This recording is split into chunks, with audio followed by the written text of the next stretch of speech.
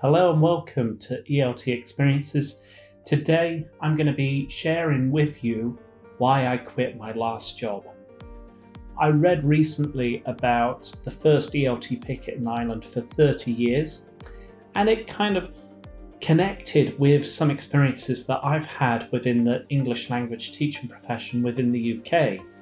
And this article that I read essentially looked at why union members that worked for an English language school wanted more recognition with regards to their working conditions. And it was very interesting with regards to another article that I read whereby a Delta qualified English language teacher in Scotland had received very low pay with regards to her employment.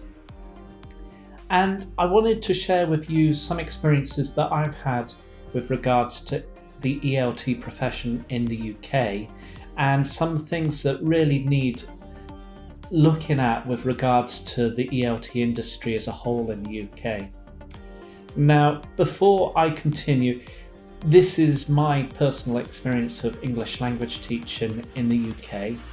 And it's not really going to be slating organisations or moaning about certain organisations. So a lot of the other teachers and colleagues that I've worked with have been absolutely professional and fantastic to work with. So there's a certain thing that I just want to highlight that could be improved for the industry as a whole.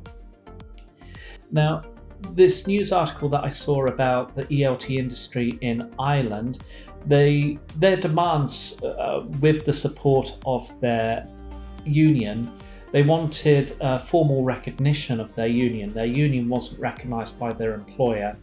The second was that they wanted a fair increase in pay in line with the cost of living. And the third, they wanted an end to unpaid work and the forcing out of all employees during the winter periods over Christmas time. Now, within the ELT industry in the UK, the peak period of time for English teachers is within the summer.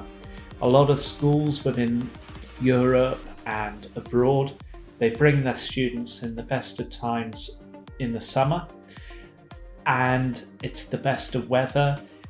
There's more daylight hours, and the students have the best opportunity to learn within this season.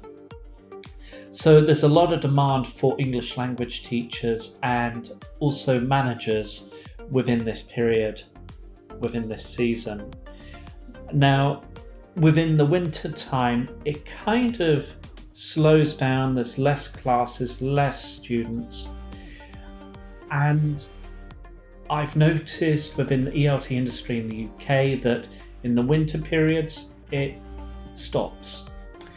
Now, a lot of schools, ELT schools, they employ, obviously, the majority of their teachers over the summertime for their summer schools for the young learners or for summer schools for their adults. But in the winter, there's less students and less opportunity, which is obvious. But there are key members of staff within any ELT organisation that are running the company effectively. You have the directors, then you have the principal of a school, you have the director of studies, you have the office staff, you have the marketing department, and you have the accounting team. Then, on top of that, you have the teachers. And there are certain key members of staff that are there usually until around November, December time, when the demand for English teaching declines. Now, that's understandable. However, a lot of English language teachers in the UK are placed on 0-hour contracts. There's no recognition for the number of years that they contributed within an organisation, and you're dispensable. You can be let go of whenever. And when you talked to certain schools, and you ask them, so what's the predicted number of students that you have in 6 months, 9 months, 12 months? It's quite ambiguous. They're not sure themselves. But that doesn't place any safety with regards to the key members of staff within the organisation. Now, the second difficulty that's placed on English language teachers, or permanent members of staff within a private language school, is that there's very little recognition with regards to pay. Pay is very stagnant within the industry, and if you're looking to make a lot of money in this industry as a professional English language teacher, then you're going to come across a block. You're not really going to make a lot of money. And there was a recent article that I read in the EL Gazette, I believe, about a member of staff who was CELTA qualified, had ample years of experience, but only turned over just over £16,000. And for someone who's studied an undergraduate degree, possibly a postgraduate degree, undertaken lots of professional development, done a CELTA, done a diploma or a Delta, it leaves a sour taste in the mouth with regards to the industry as a whole, because there's very little recognition with regards to how much you earn and how much you've committed to the industry. So for me personally, I had difficulty with regards to getting any form of my salary reviewed. I worked for a particular organisation, and before I continue, I just want to say that I'm not having a go at the company. I'm not having a go at members of staff. The staff are fantastic. They were a joy to work with. The environment was fantastic. But the problem that I had was with regards to my salary. And I wanted my salary reviewed. I hadn't had a suitable pay rise for 5 years. I joined the organisation, had minimal pay rise after a year, and then after 5 years there was very little, and actually there was more and more of my earnings going out into a private pension, which was part of the government's drive to improve retirement and less dependency on the state, which is great. It's a great idea, but that leaves less money in your pocket. And then with everything increasing with inflation, it makes that squeeze between what you're earning and what's actually going in your pocket, it becomes smaller and smaller. And it got to a point earlier this year where I turned round to my line manager and I said, I can't continue surviving on this, because I have a mortgage to pay, I have various outgoings to pay, utilities, groceries, everything, and it all adds up. And what I was earning was less than my outgoings, so I had to supplement my income by working online and doing self-employment.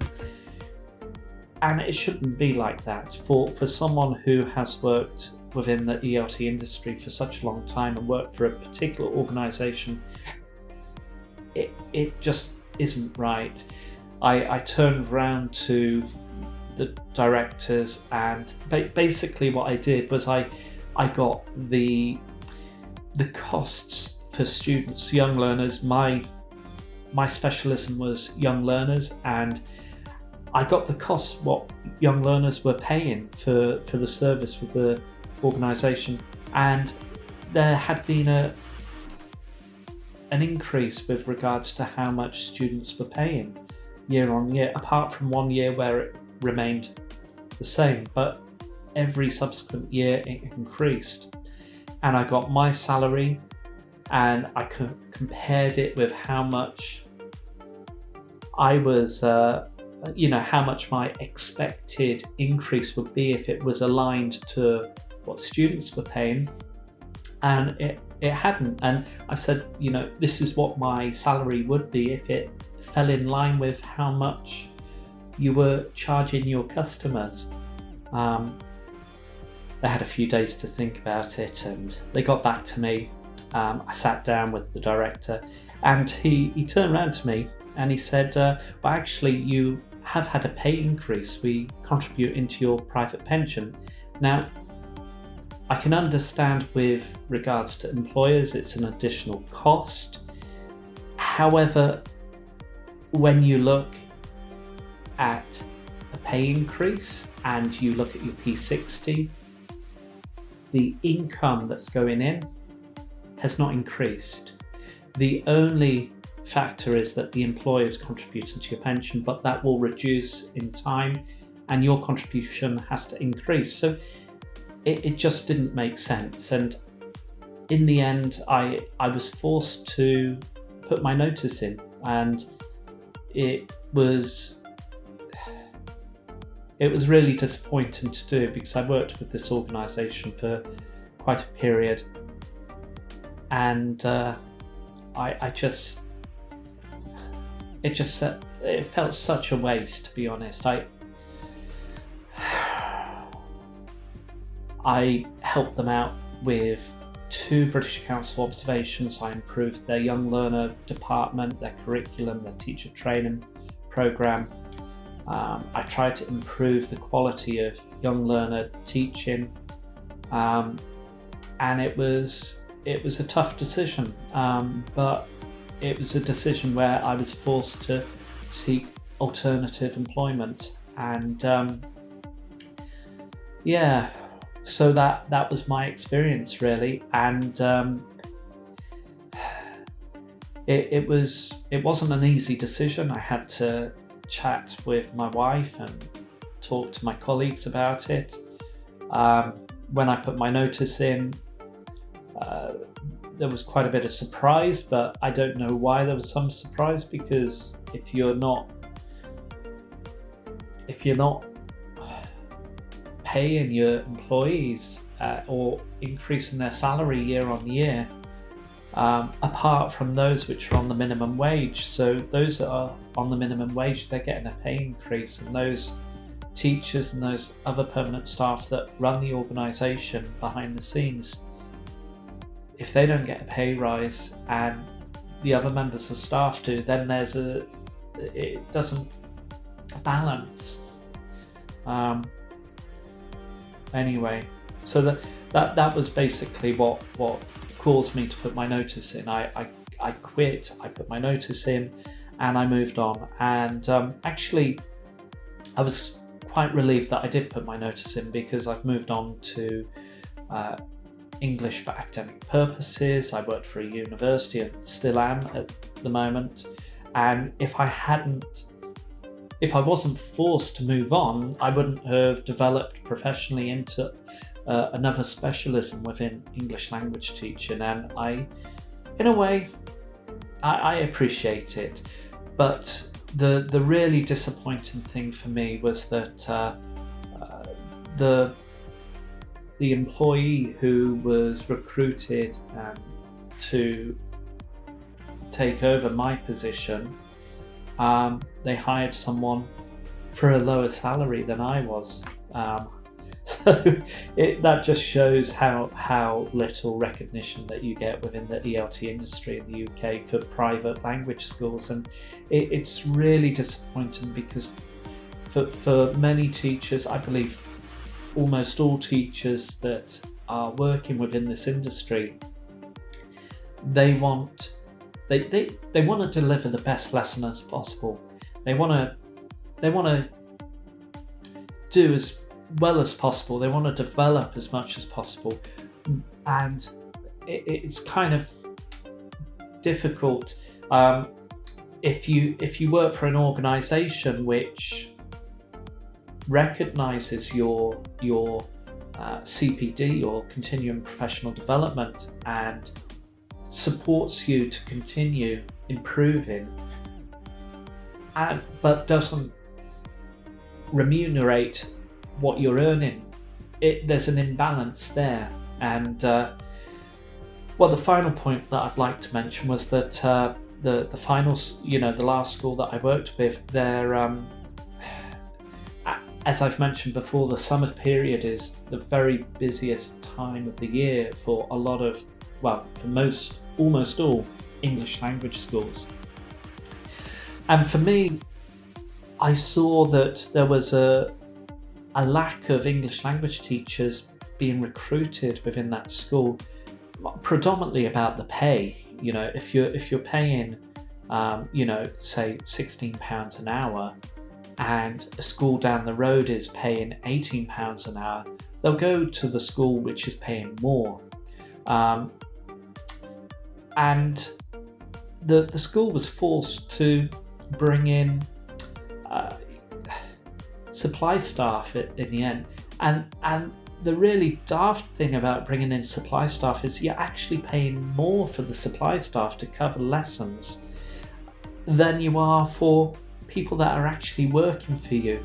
And it's so disappointing to see that you have someone that walks in, their lesson is all prepared for them, they pick up their lesson, there's no quality there, there's no step with regards to recognising how well that lesson is. You're only giving them the lesson and they deliver it, and then by 12:30 they walk out the classroom and they're off, they're gone. A lot of supply teachers are state school experienced, they're very well experienced with primary, secondary schools, but then when it comes to the English language classroom, they have very little experience within the ELT industry. So unqualified teachers coming into a private school to cover lessons, being paid more than those that have actually contributed and invested a lot of their time and money within the English language teaching profession. Again, that just feels so wrong. And that was another aspect with regards to why I moved on and why I quit my job. And I didn't want to be part of this decision where private schools were hiring supply staff. It morally, ethically, it wasn't right. If there weren't enough English language teachers, because of the pay them more. Entice people to come into your organisation. Give them a bonus when they finish their summer school. Get a work dinner organised. There was no work dinner at the end of the summer school when I was finishing. There was no Christmas dinner. I hadn't, maybe there is, I don't know, because I'm no longer part of that organisation. But last year there was a Christmas dinner, and everybody had to pay for their Christmas dinner. So that's wrong.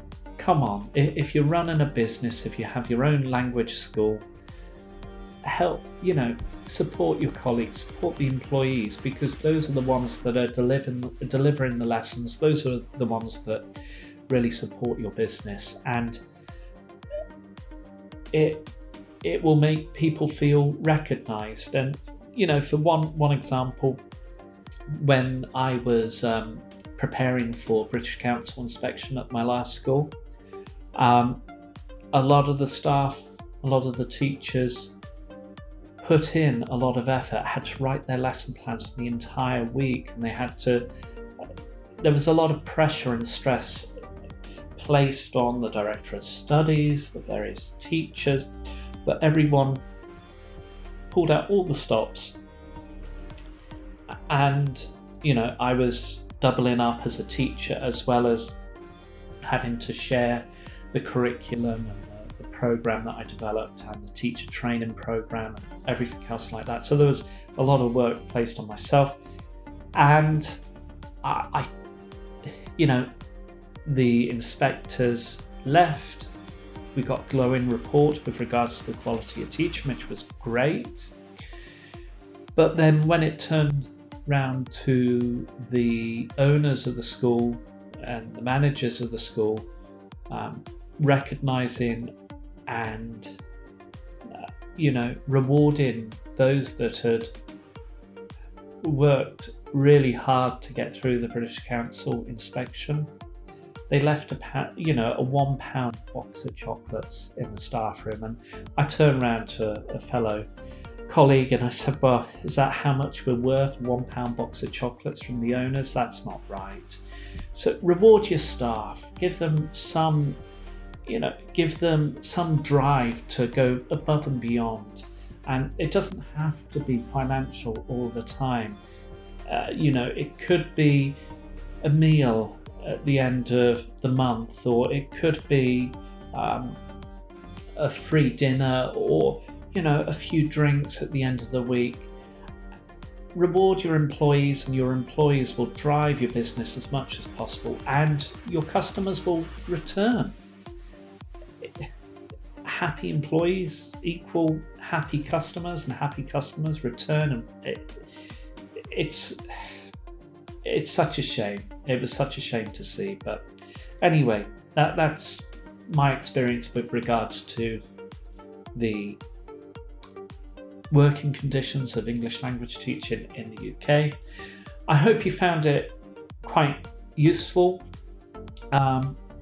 and it would be nice to hear about your experiences of English language teaching and the pressure placed on employees, the lack of recognition or the lack of fair increase in pay and reward, that sort of thing. It'd be good to hear your side of or your experience. So anyway, if you enjoyed the video, if you found it interesting, hit the like button, hit the subscribe button. I'm almost at 2,000 followers. That'd be great. And I hope to see you next week on Monday at 1 p.m. UK time. And don't forget, happy teaching.